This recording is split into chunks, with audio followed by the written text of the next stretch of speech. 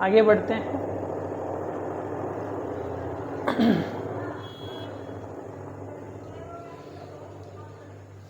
आगे है आरक्षण, है ना। थोड़ा आरक्षण के बारे में जानते हैं, ठीक है। चलिए, आरक्षण किसे कहते हैं? तो आरक्षण एक ऐसी व्यवस्था है जिसके अंतर्गत समाज के पिछड़े वर्ग को शिक्षा, सरकारी नौकरियों और राजनीति में विशेष लाभ दिया जाता है ताकि उनके साथ हुए ऐतिहासिक अन्याय की भरपाई की जा सके और उन्हें समान अवसर प्राप्त हो सके। मतलब कह सकते हैं कि आरक्षण एक व्यवस्था है और आरक्षण के तहत जो है, जो पिछड़ा वर्ग है, ठीक है, यानी पिछड़ा वर्गों को शिक्षा के माध्यम से, शिक्षा और नौकरी के माध्यम से, राजनीति के माध्यम से जो है ना, उनके साथ जो इतिहास में जो कुछ गलत हुआ, ठीक है, अत्याचार हुआ, उसकी भरपाई करने के लिए ये व्यवस्था लाया गया, ठीक है, ताकि वो इस व्यवस्था का लाभ ले और समान अवसर प्राप्त करे, ठीक है। तो आरक्षण एक व्यवस्था है जिसके माध्यम से शिक्षा, नौकरी और राजनीति में, है ना, समान अवसर प्राप्त कर सके, ठीक है, क्योंकि उसके साथ इतिहास में उनके साथ बहुत ज़्यादा अत्याचार हुआ, उनको मौका नहीं मिला, उनको वंचित किया गया, ठीक है। तो ऐसे लोगों के लिए, ऐसे समुदाय के लिए क्या किया जाता है? आरक्षण की व्यवस्था की जाती है। आरक्षण के प्रकार, ठीक है, तो एक हो गया जाति आधारित आरक्षण, यानी जाति आधारित आरक्षण SC, ST और OBC को दिया जाता है। आरक्षण SC, ST और OBC को, तो ऐसे आरक्षण को क्या बोलेंगे? जाति आधारित आरक्षण। अब आता है आर्थिक आधार पर आरक्षण।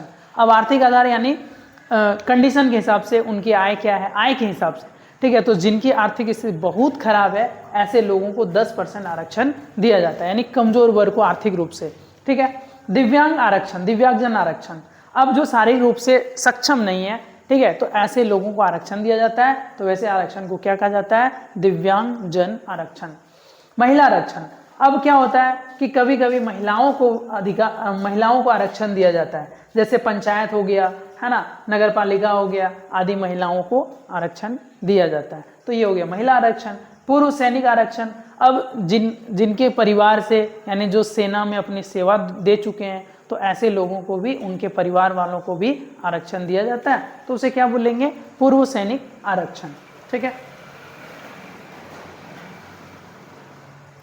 आगे बढ़ते हैं और पढ़ते हैं आरक्षण का उद्देश्य। क्या उद्देश्य है आरक्षण का, है ना, आरक्षण का उद्देश्य। तो आरक्षण क्या कहती है? आरक्षण देने के पीछे क्या उद्देश्य है?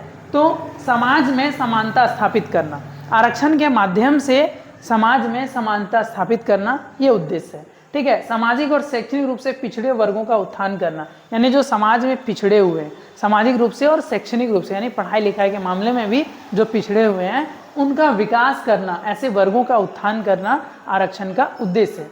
उन्हें शिक्षा और रोजगार और राजनीतिक भागीदारी में आगे बढ़ाना। अब आरक्षण के माध्यम से उन्हें शिक्षा में, राजनीति में, समाज में आगे बढ़ाना आरक्षण का उद्देश्य है, ठीक है। ऐतिहासिक भेदभाव और अन्याय की भरपाई करना, अब इतिहास में बहुत पहले उनके साथ जो गलत हुआ, अत्याचार हुआ, उनकी थोड़ी पूरी भरपाई करना, ठीक है। समावेशी और अन्यायपूर्ण समाज का निर्माण करना, मतलब सबको मिलजुल करके रहेंगे और एक न्यायपूर्ण समाज का निर्माण करने के उद्देश्य से आरक्षण की व्यवस्था की गई है, ठीक है।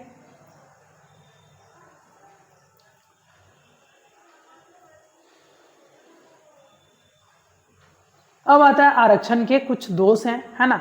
कभी कभी जो कुछ भी जिसके लिए कुछ अच्छा होता है तो कुछ बुरा भी होता है। तो आरक्षण का क्या दोष है? तो कभी कभी मेरिट पे प्रभाव पड़ता है, ठीक है, योग्यता की उपेक्षा होने की आशंका। अब आरक्षण के मामले में कभी कभी क्या होता है कि जो योग्य हैं उनकी उपेक्षा की जाती है, ठीक है, यानी उनको कम महत्व दिया जाता है। सामाजिक विभाजन बढ़ सकता है। अब क्या होता है कि आरक्षण से जातिवाद हो सकता है, ठीक है, कुछ जाति ही क्यों, SC, ST, OBC को आरक्षण मिल रहा है, तो हो सकता है कि यहाँ जातिवाद बढ़ सकता है, ठीक है।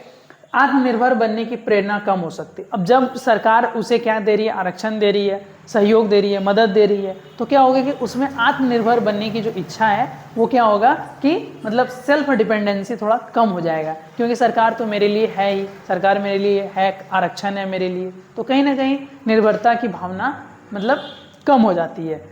वास्तविक पात्र वंचित, अब लाभ हमेशा सही व्यक्ति तक नहीं पहुंचता है। अब आरक्षण के माध्यम अगर आरक्षण की व्यवस्था है तो जिनको जो है ना आरक्षण सही में चाहिए, ठीक है, समझेंगे, लेकिन उन तक आरक्षण नहीं पहुंच पाता है ना, तो सही व्यक्ति तक आरक्षण नहीं पहुंच पाता है, ठीक।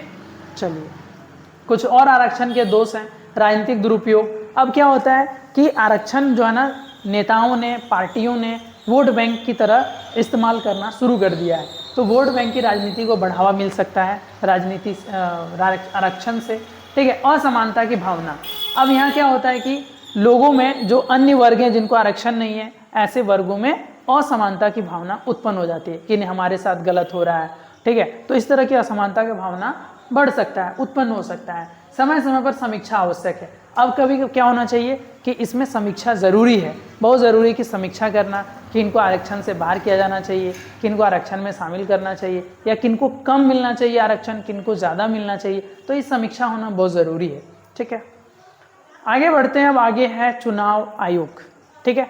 तो चुनाव आयोग के बारे में पढ़ते हैं, है ना। चुनाव आयोग, भारत में स्वतंत्र और निष्पक्ष और पारदर्शी चुनाव कराने के लिए चुनाव आयोग का गठन किया गया है।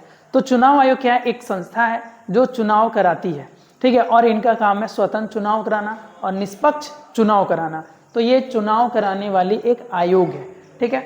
अब थोड़ा चुनाव आयोग के बारे में जानते हैं।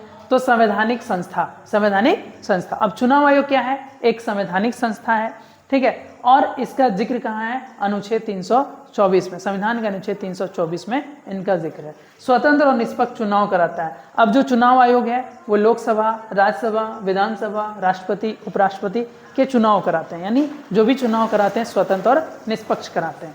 मतदाता की सूची तैयार करता है, ठीक है। मतलब जो चुनाव आयोग है वोटिंग के पहले जिनकी उम्र 18 वर्ष हो चुकी है, तो ऐसे वोटरों को वोटर लिस्ट में शामिल करती है, यानी एक नया वोटर लिस्ट जारी करती है, रिवाइज। और जो मृत हो चुके हैं, ठीक है, तो ऐसे लोगों को क्या करती है कि उस वोटर लिस्ट से बाहर करती है, ठीक। राजनीतिक दलों को मान्यता देता है। अब जो चुनाव आयोग है, ठीक है, राजनीतिक दलों को मान्यता देता है, मान्यता प्रदान करता है कि कौन राजनीतिक दल वैलिड है, इनवैलिड है। तो राजनीतिक दल का मान्यता प्राप्त कौन करता है, चुनाव आयोग। आचार संहिता का पालन सुनिश्चित करता है। अब चुनाव प्रक्रिया के दौरान, चुनाव के दौरान चुनाव आयोग बहुत ज़्यादा ताकतवर हो जाता है, बहुत ज़्यादा शक्तिशाली हो जाता है।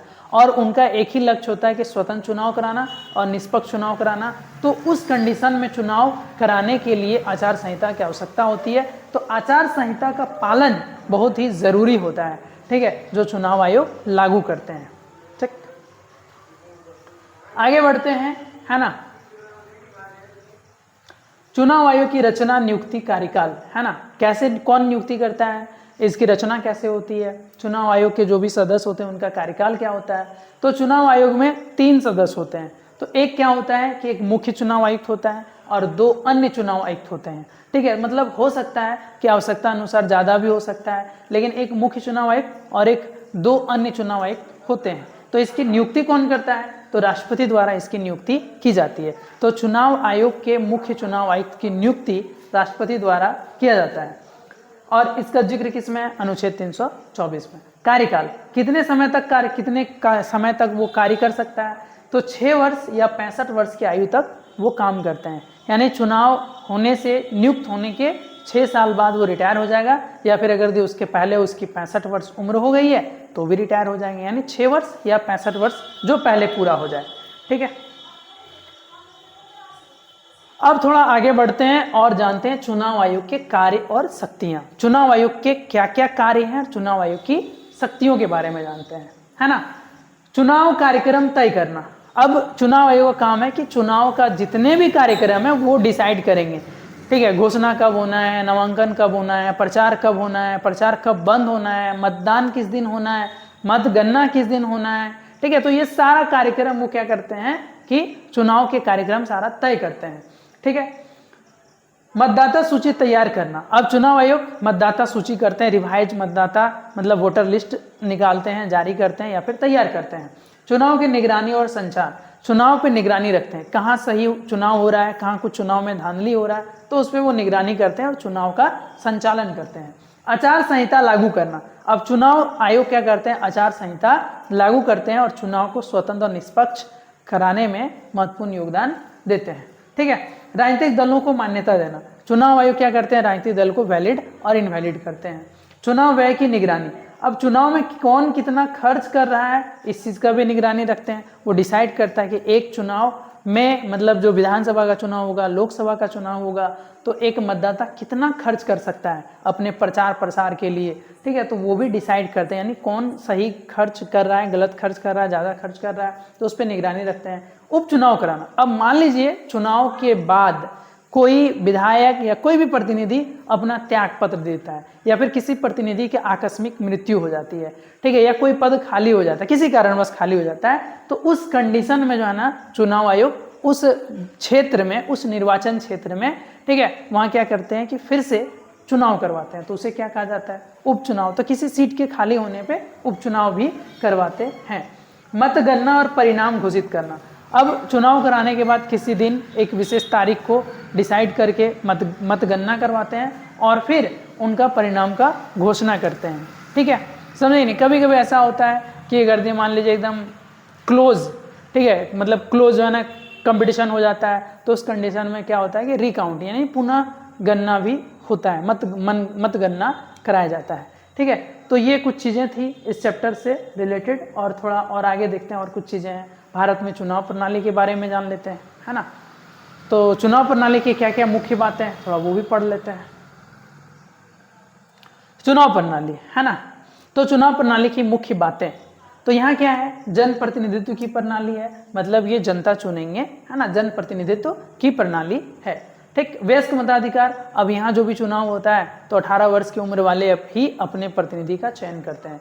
निर्वाचन दो तरह से होता है, प्रत्यक्ष और अप्रत्यक्ष। स्वतंत्र और निष्पक्ष चुनाव, ठीक है, स्वतंत्र चुनाव करवाती है और निष्पक्ष चुनाव कराती है, ठीक है। बहुदलीय प्रणाली, अब यहाँ भारत में क्या है कि एक से ज़्यादा दल है, बहुदल मतलब एक से ज़्यादा दल, ठीक है, तो बहुदलीय प्रणाली है ना। चुनाव आचार संहिता, अब यहाँ आचार संहिता का मतलब नियम लागू किया जाता है, प्रयोग किया जाता है, और यहाँ जो चुनाव होता है वो क्या होता है? गुप्त मतदान होता है, यानी आपको किसी को बताना नहीं है और कोई देख नहीं सकता है कि कौन किसको वोट दे रहा है। इसलिए किसी कमरे में और जहाँ मशीन होता है वहाँ एक बॉक्स रख दिया जाता है, ताकि वो जो प्रतिनिधि जो भी चुनाव हो रहा है और जो अधिकारी लोग आए हैं उनको भी पता न चले कि कौन सा मतदाता किसको वोट दे रही है, ठीक है। तो गुप्त मतदान होता है। उम्मीद करते हैं कि ये वीडियो अच्छा लगा होगा। अगर वीडियो अच्छा लगे तो वीडियो को लाइक करें और ऐसे ही वीडियो के लिए चैनल से जुड़ें, ठीक है, चैनल को सब्सक्राइब करें और अपने दोस्तों को शेयर करें। फिर मिलते हैं एक बेहतरीन वीडियो के साथ, एक नए चैप्टर के साथ। तब तक के लिए जय हिंद, जय भारत, धन्यवाद।